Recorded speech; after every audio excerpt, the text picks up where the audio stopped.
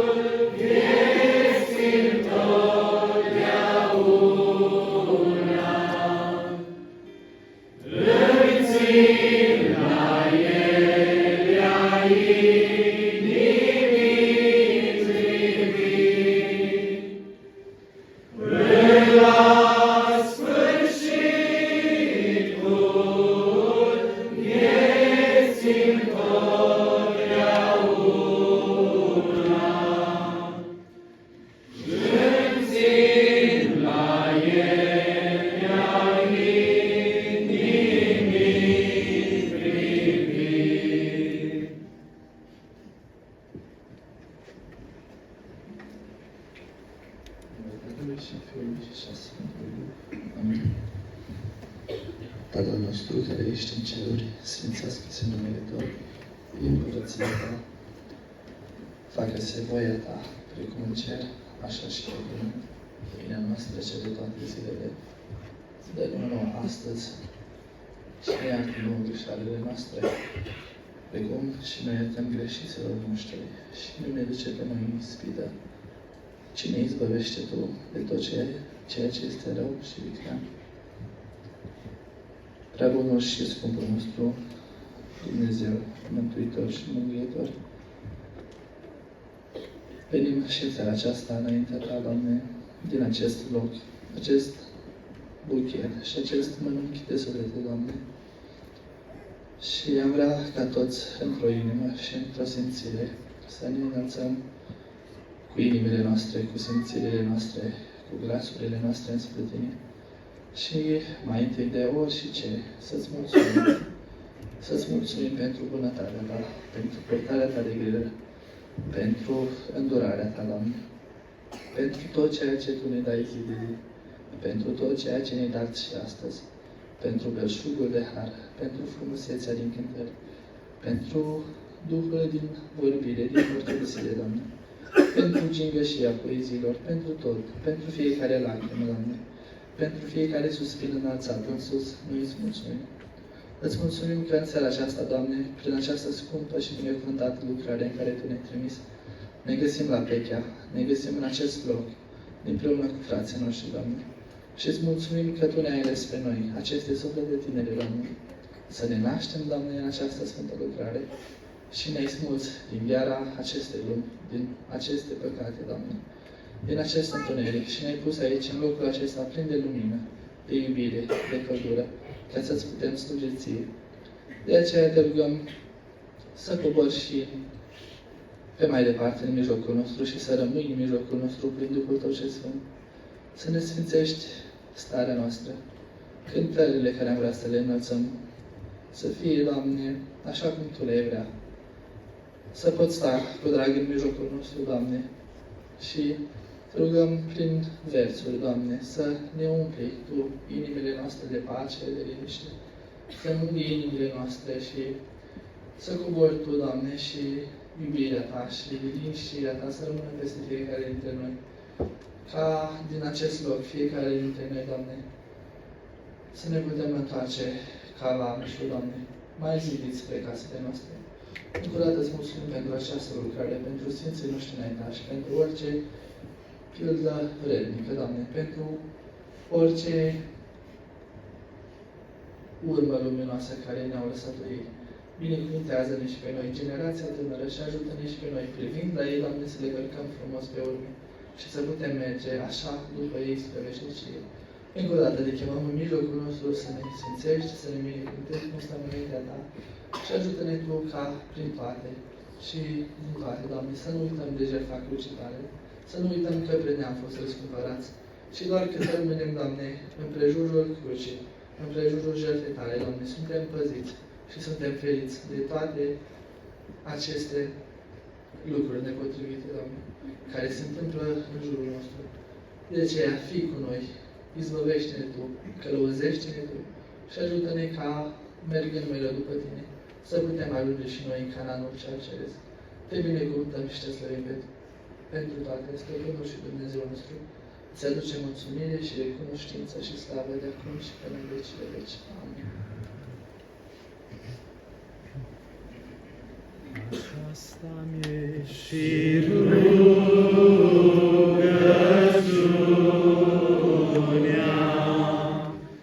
și te-am inimii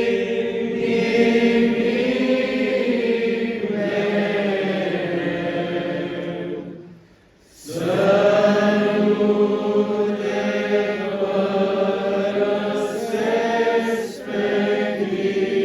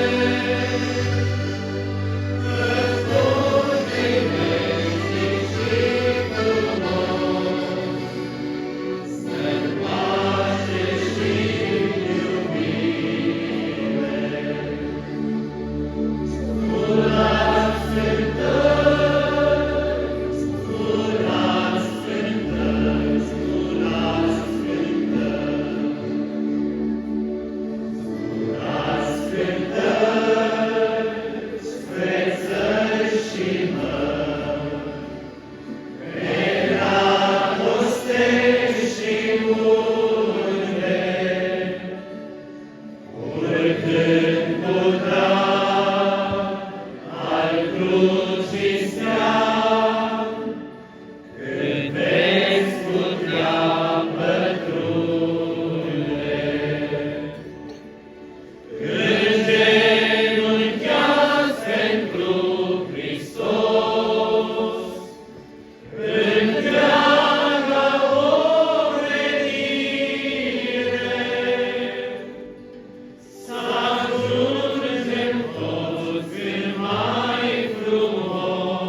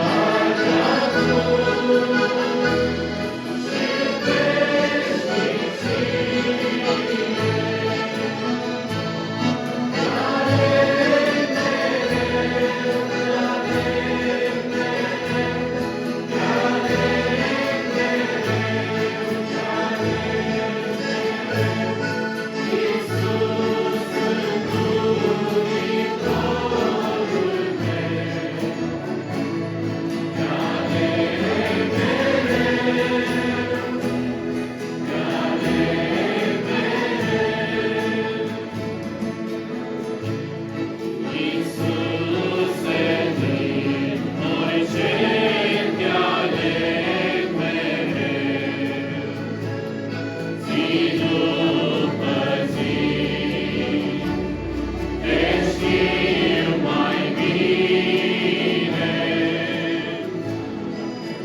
Tu